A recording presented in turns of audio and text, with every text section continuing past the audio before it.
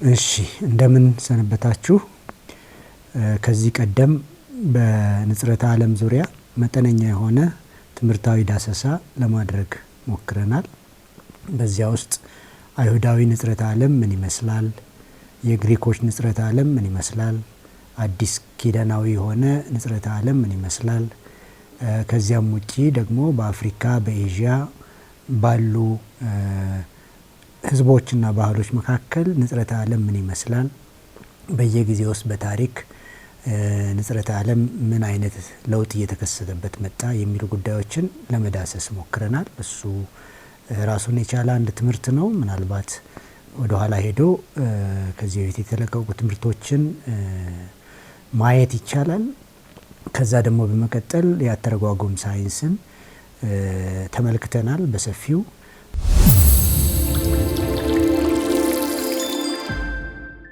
ይሄ ትምህርታዊ እና ትርጉማዊ የሆነ አቀራረብ ነው። ስለዚህ ከዚህ አንጻር ስለሆነ በዚህ ሂደት ውስጥ ለማለፍ የማይፈቅድ ሰው ከወዲሁ ሊደክመው ይችላል። ነገር ግን እነዚህን ሂደቶች በመጠቀም የበለጠ የበለጸገ ቁመና እንዲኖረው የሚፈልግ ሰው ሊጠቅመው ይችላል። ሌላው የኦሪትን መጽሐፍት ማን የጻፈው የሚል ጥያቄም ደግሞ አለ። ማን የጻፈው? ሙሴ ነው የጻፈው? ኢያሱ ነው የጻፈው? ሌሎች ናቸው የጻፉት? የተጻፈበት ጊዜስ መቼ ነው? አንዳንዶች በሙሴ ዘመን አብዛኛው ተጽፏል።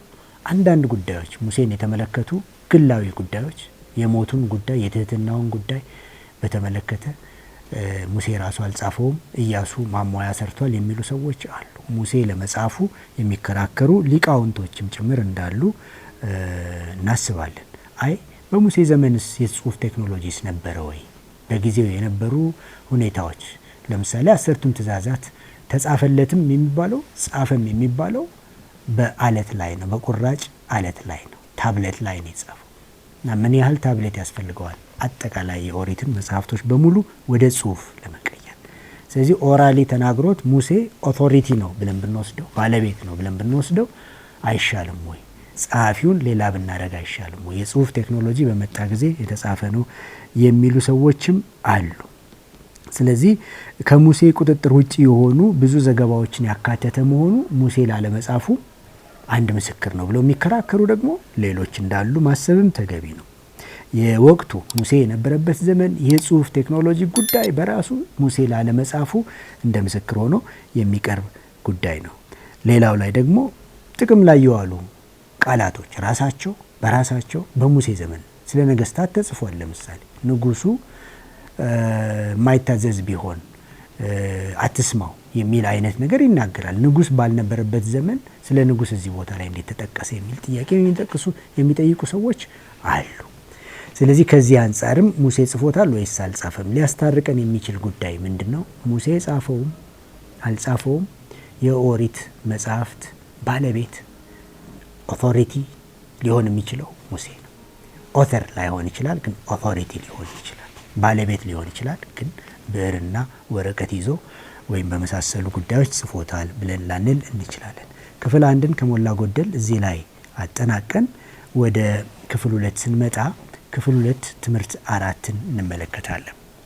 እዚህ ላይ ብዙ ጊዜ የኦሪትን መጽሐፍት ስናጠና ከዝርዝር ጉዳዮች በፊት አብይ ትምህርቶቹን በደንብ አድርጎ ነቅሶ ማውጣት ተገቢ ነው። ሜጀር ቲቺንግስ ምንላቸው ማለት ነው። አብይ ትምህርቶች ወይም አብይ አላማዎች የምንላቸው፣ ሜጀር ቲምስ ምንላቸው፣ ሜጀር ቲቺንግስ ምንላቸውን ነገሮች ፒክ ማድረጉ የበለጠ ከዝርዝሩ ጋር አስታርቀ እንድንሄድ ይረዳናል። የሚጣል ነገር የለውም የእግዚአብሔር ቃል ስለሆነ።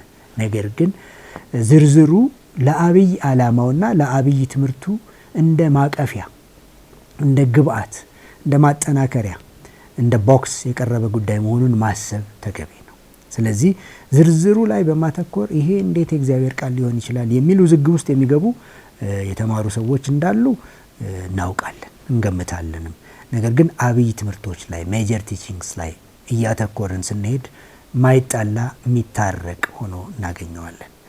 ይሄ አንድ ጉዳይ ነው። ሌላ የጥንቱ ዓለም ስለ ነገረ ጅማሬ የገባውን ያመነውን የተረከበትን መጽሐፍ ነው። ነገር እንዴት ተጀመረ? ሰማይና ምድር እንዴት ተጀመሩ? ሰው የሚባል እንዴት ተጀመረ? ውድቀት የሚባል ነገር እንዴት ተጀመረ? ተስፋ የሚባል ነገር እንዴት ተሰጠ?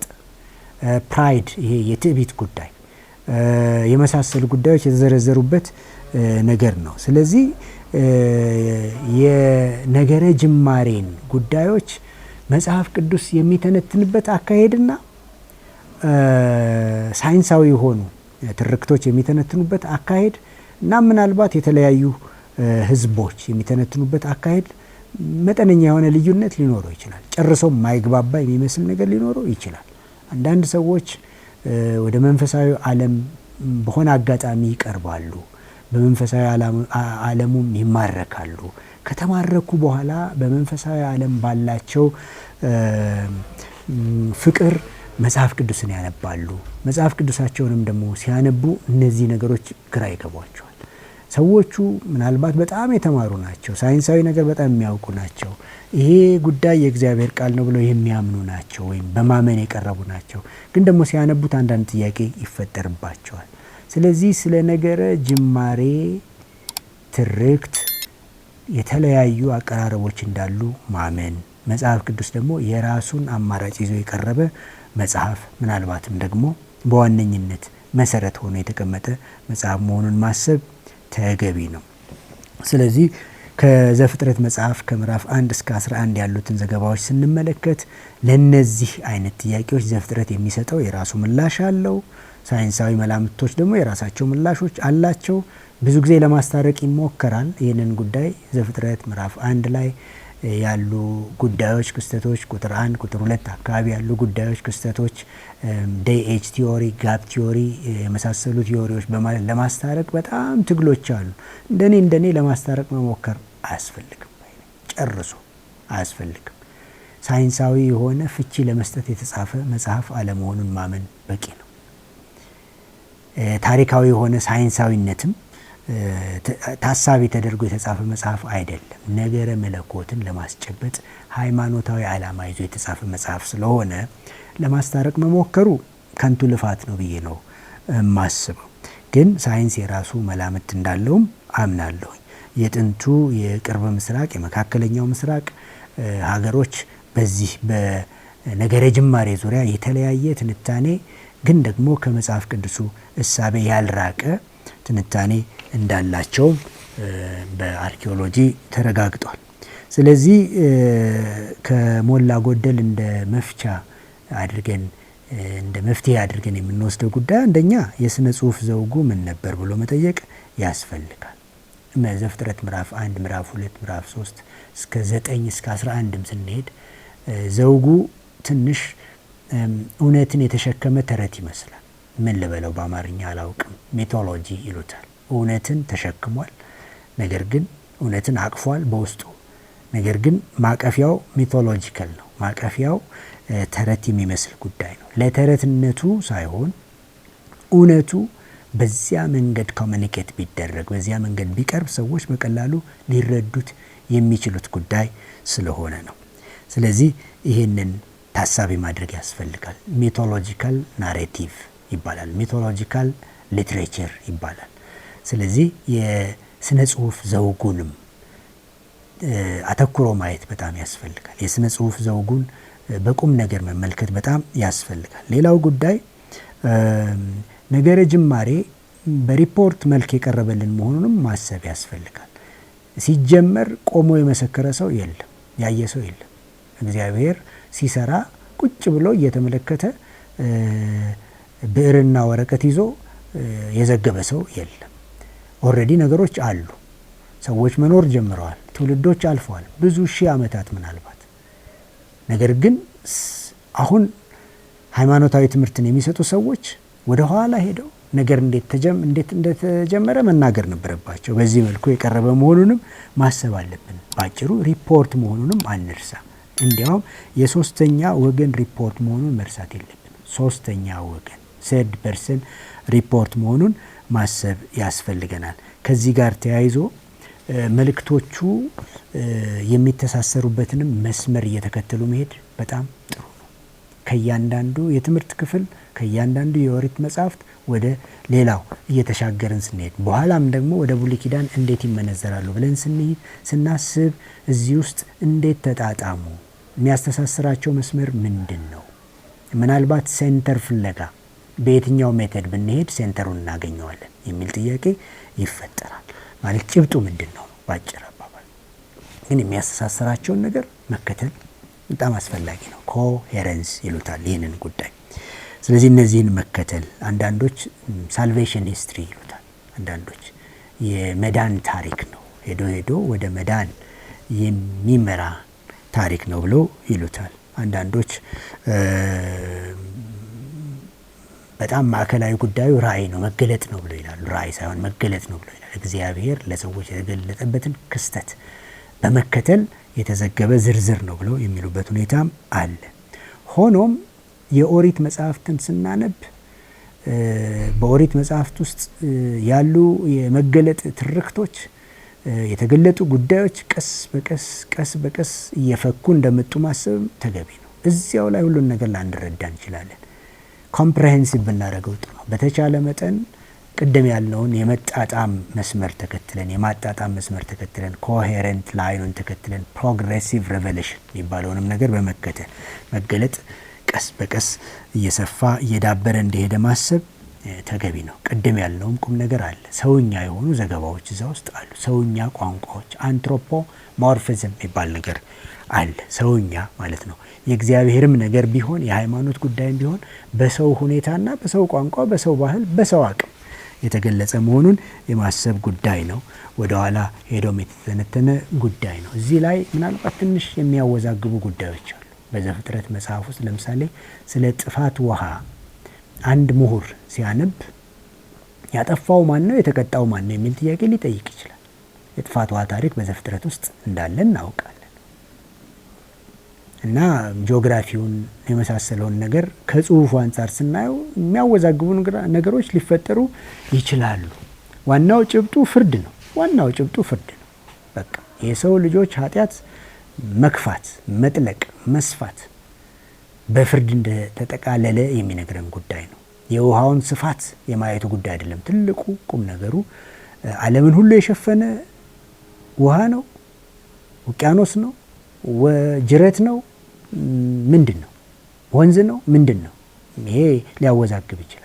ነገር ግን ፍርድ ነው። በጊዜው ሰዎች በተሰበሰቡበት ስፍራ የሰው ልጆች ነበሩ በሚባልበት ስፍራ ሁሉ የሰው ልጆችን ጠቅልሎ የዋጠ አይነት የጥፋት ውሃ እንደነበረ የሚጠቁመን ጉዳይ ነው። ግን ሽፋኑን በተመለከተ ውዝግብ አለ ለማለት ነው። ከዚያ ጋር ተያይዞ ገፋ እያደረግን ወደ የምዕራፎቹ ስንሄድ የእግዚአብሔር መልአክ ጉዳይ ነው። መላእክት በጣም ፍሪኩዌንት በሆነ መንገድ ይገለጡ ስለነበረ ማለት ነው። ለአብርሃም ተገልጠዋል፣ ለሎጥ ተገልጠዋል።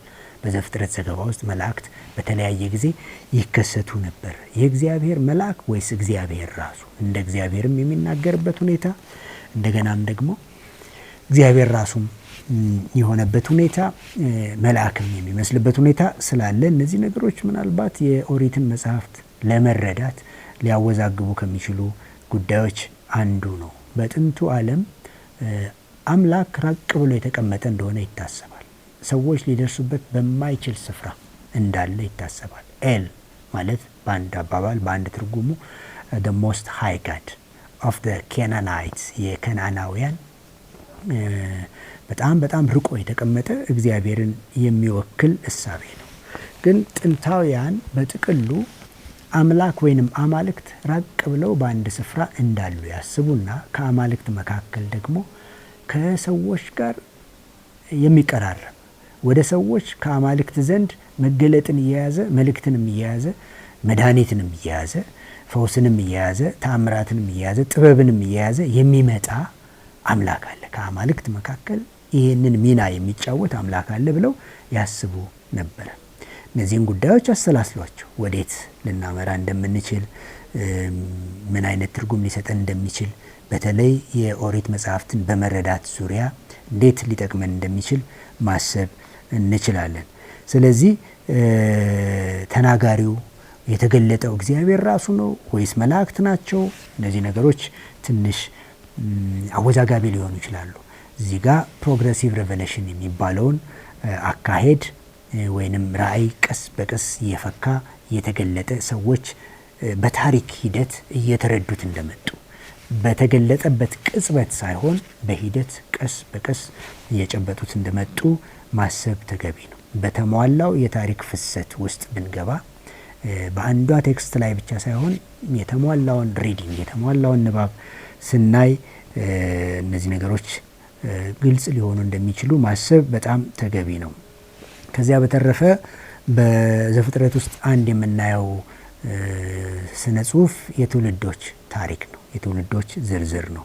ብዙ አይነት አቀራረቦች አሉ በዚህ ጉዳይ ላይ። የትውልዶች ዝርዝርን በተመለከተ ዘፍጥረት ያስቀመጠበት ከዚያው ዘመን ጋር የተያያዘ አካሄድ ነው የሚሉ ሰዎች አሉ። አይደለም።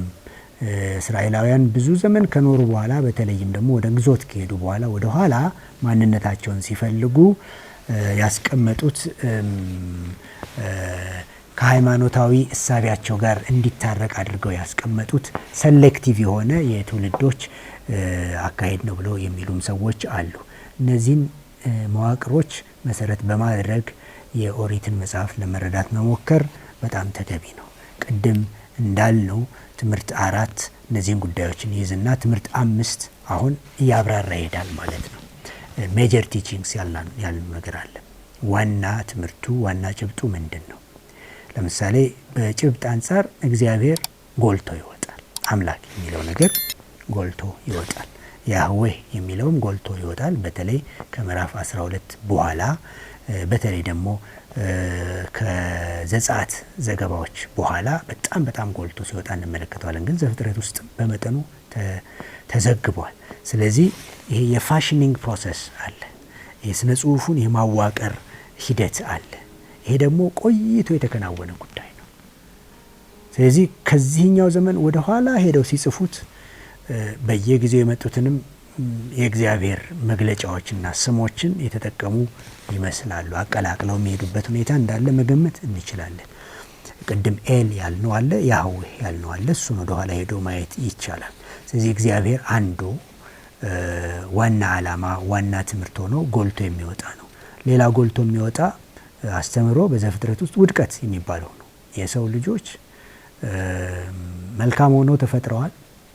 መልካምም ክፉም የማድረግ አቅም ነበራቸው። አንዱን አቅም ተጠቅመው አንዳንድ እንቅስቃሴዎችን አድርገዋል፣ ወደ ውድቀትም ገብተዋል የሚል ውድቀትን እንደ ማጠንጠኛ አድርጎም የቀረበበት ሁኔታ አለ። ውድቀት ግን ብቻውን የተቀመጠ ጉዳይ አይደለም። ተስፋ የሚባል ጉዳይም አለ። አለፍ ስንል የኒፊሊሞች ጉዳይ አለ። ሰዎችና መናፍስት፣ ሰዎችና መላእክት ጋብቻ ፈጽመው ከዚህ የተወለዱ የሚመስሉ በጣም አካላቸው የገዘፈ አይነት ሰዎች። ይሄንን ክፍል እንዴት እናስታርቀዋለን? በጣም የተማሩ ሰዎች እዚህ ላይ ግራ ሊጋቡ ይችላሉ። ማንኛውም ሰውም ግራ ሊጋባ ይችላል። ሰውና መላእክትን የተጋቡት ወይስ የእግዚአብሔር ልጆችና የሰው ልጆች ናቸው የተጋቡት? የእግዚአብሔር ልጆች ማለት በዚያ ጊዜ በነበረው ትርጉም ምን ማለት ነው? እግዚአብሔርን የሚፈሩ ማለት ሊሆን ይችላል። ምናልባት እንደዛ ከሆነ እግዚአብሔርን የሚፈሩ ትውልዶች እና እግዚአብሔርን የማይፈሩ ለእግዚአብሔርም ብዙ ፍላጎት የሌላቸው ትውልዶች ጋብቻን ፈጥረው ከነሱ የተፈጠሩት ትውልዶች በጣም ግዙፎች ሆነው ወጡ የሚል አንድ ትርጉም አለ። አይደለም። በጥንቱ ዓለምም ሆነ አልፎ አልፎ ይሄ ሊከሰት ይችላል። ከመላእክት ጋር ጋብቻን መፈጸም የሚቻልበት ታሪካዊ ክስተቶች አልፎ አልፎ አሉ ብለው የሚያምኑም የሚከራከሩም ሰዎች አሉ። ክርስቶስ ኢየሱስ እንደ መላእክት ይሆናሉ፣ አይበሉም ወይም አይራቡም ወይም አይጋቡም ያለውን ተከትለው ይሄ ሌላ አባባል ነው፣ በቃ ሰውና ሰውን የተጋባው ብለው የሚተረጉሙ አሉ። አይደለም። በነሎጥ ዘመንም የሎጥን ልጆችም እንድረስባቸው ብለው ሲሉ ከመላእክት ጋር እንደዚህ አይነት መዋሰብ ነው ወይም የመሳሰሉ ነገሮች ነበረ ብለው የሚከራከሩ ሰዎች አሉ። ይሄ የሄርሜኔቲክስ ጉዳይ ስለሆነ ክፍሉን ወስዶ ሄርሜኔቲካሊ ኤግዜጄቲካሊ መተንተን ይጠይቃል። ነገር ግን በዚህ ክፍል ውስጥ ያለ ጭብጥ ምንድን ነው ማለት ከኒፊሊሞች አንጻር ግንኙነት ምን አይነት መልክ ይኖረው የሚለው ነገር ምናልባት ማሰሪያ ሆኖ ሊቀርብ ይችላል። በቃ የመጨረሻ ማሰሪያ ጋብቻ በምን አይነት አውድ ውስጥ መሆን አለበት? እነማን መጋባት አለባቸው? ተፈጥሯዊ የሆነ የጋብቻ አካሄዶች ምን መምሰል አለባቸው? ኢ ተፈጥሯዊ የሆነ ነገርስ ምንድን ነው? እዚህ ጋር ኢ ተፈጥሯዊ የሆነ ነገር የቀረበ ይመስላል። ከባህሉም ከወጉም ወጣ ያለ ነገር እንደመጣ እናም ደግሞ ኦድ የሆነ ነገርም እንደወለደ ትውልዱ እንዳመጣ፣ ስለዚህ የጋብቻን ትክክለኛ የሆነ አውድ የመጠቆም ነገርም እንዳለው እንመለከታለን። ሌላው ጉዳይ የሰው መልክ እና የእግዚአብሔር መልክ መቀራረባቸው ነው። እግዚአብሔር ሰውን በመልኩ እንደ ምሳሌው ፈጠረው የሚባል ነገር አለ። በዘፍጥረት ምዕራፍ 1 ከቁጥር 26 ጀምሮ ወደ ታች እያነበብን ስንሄድ የምናገኘው ነው። ያ የእግዚአብሔር መልክ የምንለው ምን ማለት ነው? አንዱ ጥያቄ ነው። ሁለተኛ ደግሞ ቀጥሎስ ምን ሆነ የሚለው ጥያቄም እዚህ ጋር ተነስቶ ምናልባት ሊያወያየን ይችላል። በሰፊው በግላችሁ ልትወያዩበት፣ ልታስቡበት፣ ልታሰላስሉት ትችላላችሁ። የሆነ ሆኖ ግን ሰው ከእግዚአብሔር ጋር ህብረት የሚያደርግበት ውስጣዊ ማንነቱን የሚጠቁም እንደሆነ መስማማት እንችላለን። ተጠያቂነት የሚባል ነገር ሰው ለእግዚአብሔር አካውንተብል ነው፣ ተጠያቂ ነው። ማንም ቢሆን ምንም ቢሆን ማለት ነው። ከተጠያቂነት የማያመልጥ መሆኑንም የሚጠቁም እንደሆነ ማየት እንችላለን። ከዚያ በተረፈ ደግሞ የማይጠፋ እና ዘላለማዊ የሆነ ምንነት በሰው ውስጥ እንደተሰወረም እንመለከታለን። የሚጠፋ ምንነት እንዳለን እናውቃለን። ሁላችንም ሟቾች ነን። ሁላችንም መንፈስ አይደለንም። ነገር ግን ይሄ ውስጣዊ ማንነታችን ደግሞ ዘላለማዊ የሆነ ተስፋም እድልም እንዳለው የሚጠቁም እንደሆነም እንመለከታለን። ከዚያ በተረፈ ደግሞ ሰው በማንነት የሚወከል ነው። ፐርሰን የምንለው ጉዳይ ፐርሰን ቱ ፐርሰን ኮሚኒኬሽን፣ ጋድ ቱ ማን ኮሚኒኬሽን፣ ማን ቱ ጋድ ኮሚኒኬሽን፣ ከሰው ወደ እግዚአብሔር ከእግዚአብሔር ወደ ሰው ያለ ተግባቦትን የሚያሳይ እንደሆነም ማሰብ እንችላለን። ከዚሁ ጋር ተያይዞ የእግዚአብሔር መልክ በሰው ውስጥ ብለን ስንል ሰው መራጭ ሆኖ የተፈጠረ ወይንም የተሰራ የተከሰተ ክስተት እንደሆነ ማሰብ እንችላለን። ሜን አር ቦርን ቹዘርስ ይባላል። መራጭ እና ወሳኝ አይነት የመወሰን አቅም የመምረጥ አቅምን የሚያሳይ እንደሆነ ጥቆማዎችን መውሰድ እንችላለን። ከዚሁ ጋር አያይዘን ውድቀት የሚባል ነገር ደግሞ አለ። ራሱ መጽሐፉ የዘፍጥረት መጽሐፍ የሚጠቁመን ማለት ነው።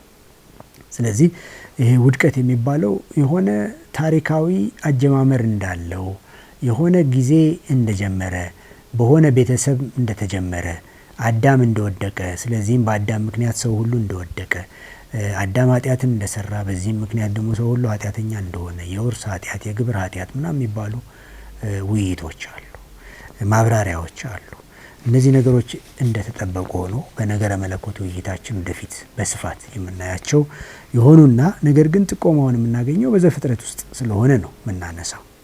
ስለዚህ ባጭሩ ውድቀት ብለን ስንል የሰው ዘር ሁኔታን የሚጠቁመን ነው። የሰው ዘር ገጽታን የሚጠቁመን ነገር ነው። ማንም ቢሆን በዚህ አይነት ፊሊንግ ውስጥ ነው ያለው፣ ካለበት ኢንኦተንቲክ ኤግዚስተንስ ካለበት የውድቀት ሁናቴ ተነስቶ የውድቀትን ጅማሬ እንደጠቆመን እንመለከታለን። የሆነ ወቅትማ ጀምሯል፣ በሆነ ሰው አማካኝነትማ ጀምሯል። ስለዚህ ከኦተንቲክ ኤግዚስተንስ ወደ ኢንኦተንቲክ ኤግዚስተንስ እና ፊሊንግ ስንገባ ያሉ ስሜቶችን የሚጠቁም ነገር ግን መነሻ ያለው መጀመሪያም ያለው የዘፍጥረት መጽሐፍ እንግዲህ የነገር መጀመሪያ ትረካን የያዘ መጽሐፍ ነው። በተለይ እስከ ምዕራፍ 11 ድረስ ስንሄድ የእያንዳንዱ ነገር ጅማሬን በቅደም ተከተል ሊያስቀምጥልን የጣረ መጽሐፍ ነው። የሰማይና የምድር ልደት ይህ ነው ይለናል። የሰው ልደት ይህ ነው ይለናል። የኖህ ልደት፣ የኖህ ልጆች ልደት፣ ሴም፣ ሃም፣ ጃፌት እያለ ይሄዳል፣ ይቀጥላል። የውድቀት ጅማሬን ይነግረናል። የድነት ተስፋን ጅማሬን ይነግረናል። ከዚያም አልፎ ደግሞ የትዕቢት ጅማሬን ይነግረናል። የመበተን ጅማሬንም ይነግረናል። የመደበላለቅ የቋንቋን መተረማመስ ሁኔታም ይጠቁመናል። ስለዚህ የነገረ ጅማሬ መጽሐፍ ነው ልንለውም እንችላለን። ባጭሩ ግን ውድቀት የምንለውን ሀሳብ የሰው ዘር ሁሉ ገጽታ መሆኑን ማንም ሰው ሊክደው አይችልም። ከነዚህ ሁኔታዎች ሊያወጣን የሚችለውን ነገር ሁልጊዜ እንቃትታለን፣ እንፈልጋለን። እሱ ወደ መዳን ብርሃን ሊያመጣን ይችላል። ስለዚህ ፕሮግሬሲቭሊ ቅድም እንዳልነው ወደዚያ ሊያመራ የሚችል የኮሄረንስ ላይን እንደሆነ የሚጠቁመን ነው ማለት እንችላለን። የወደቀ ሰው ጩኸት ነው ባጭሩ። ውድቀት ምንለው ነገር ሁላችንም የምንጋራው የሁላችንም ራስ ምታት የሆነ ጉዳይ ነው። ሰው ራስ ተኮር ሲሆን በራሱ እነዚህ ነገሮች በጣም ራስ ተኮር ሲሆን ማለት ስለ ራስ ማይጨነቅ ሰው የለም፣ ራሱን የማይወድ ሰው የለም። መጽሐፉም ራስን መውደድ ችግር እንደሆነ አይናገርም። ነገር ግን ቅጥ የሌለው ራስ ወዳድነት እና እኔ ልኑር ሌላው አይኑር የሚለው እሳቤ ከውድቀት ጋር ተያይዞ ያለ ውድቀትን የሚተነትንልን በተጨባጭ ያለ የሁላችንም ሁኔታ ነው ማለት እንችላለን። ከዚሁ ጋር ተያይዞ የከነዓን እርግማን የሚባል ነገር አለ። ኖህ 3 ልጆች ነበሩት። የጥፋት ውሃ ሆነ። ከዚያ ምላሽ ወይን ተከለ፣ ገበሬ ሆነ፣ ጠጣ፣ ህሊናውን ሳተ፣ ራቆቱንም ነበረ። ከልጆቹ አንዱ አየው፣ ለሌሎች ልጆቹ ተናገረ። ሌሎች ልጆቹ ግን ሊያዩ አልፈቀዱም። ራሳቸውን ሰውረው ፊታቸውን አዞረው መጥተው የአባታቸውን ራቆትነት ሸፈኑ። ያልሸፈነው ግን ተረገመ። ያ የተረገመው ከነዓን ነው። ያ የተረገመው የከነዓን ልጅ ነው። ሃም የተረገመ ሆኗል። የሃም ዘር የተረገመ ነው ይባላል። ኩሽ የተረገመ ነው ይባላል። እንግዲህ ከዚች መጽሐፍ ከዚች ጽሑፍ ተነስተው ነው እኛ ጥቁሮች ተረግመናል ወይ ነው። ጥቁሮች የካም ዘር ናቸው፣ የከነዓን ዝርያዎች ናቸውን ብለን መጠየቅ ጥሩ ነው። ናቸውን ብሎ መጠየቅም ተገቢ ነው። የአየሩ ጸባይ ነው ያጠቆረን ወይስ ዝርያ ነው እንደዚህ ያደረገን? እና ጄኔቲክ የሆነ የወረስነው እርግማን አለ ወይስ የለም? እስቲ ዘርዘር ያለ ጽሑፍ አዘጋጁ። ምናልባት ወደ መደበኛው ትምህርትን ብንሸጋገር ከዚያ ጋር ልናያይዘው ስለምንችል ማለት ነው። እንደውም አንዳንዶች ዛሬም ቢሆን ጥቁር እርጉም ነው ይላሉ። እንቀበላለን ወይ ነው ጥያቄው። ይሄን ነገር እና ይሄ ነገር ራሱ እግዚአብሔርን ወይም አምላክን ፍትሐዊ ያደርገዋል ወይ የሚለው ነገር ጥያቄ ሆኖ ሊመጣ ይችላል።